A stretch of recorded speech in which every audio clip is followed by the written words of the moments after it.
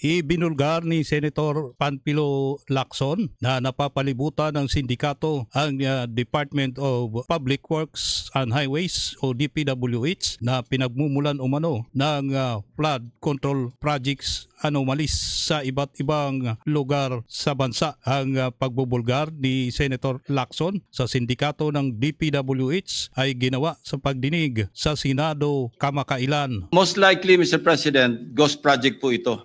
Yung minention nyo na 96 million na peso flood control project. Ang nangyayari po kasi, Mr. President, as I also mentioned in my privilege speech, minsan yung lisensya ng contractor, hinihiram na lamang ng District Engineering Office at sila na nag-implement. And the District Engineer is the one, upon receipt of the what we call Project Designation Order. So mag-organize na siya. He will appoint the project engineer, PE.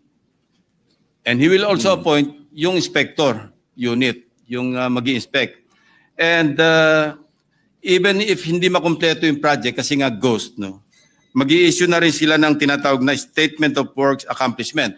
Puro papel po ang tumatakbo, ang umaandar without the project being completed. And I think there's a failure in the monitoring system of the Department of Public Works and Highways in the central office. Kasi meron silang monitoring office under a USEC in the department.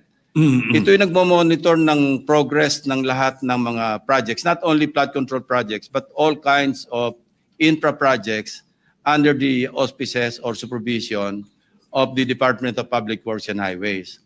So I don't know how high up yung syndicate, but it seems that the DPWH has become a playground of syndicates. Kasi nung sinabi nga ni Secretary Bonoan na isolated case ang first engineering district ng Bulacan, I did not believe him, Mr. President.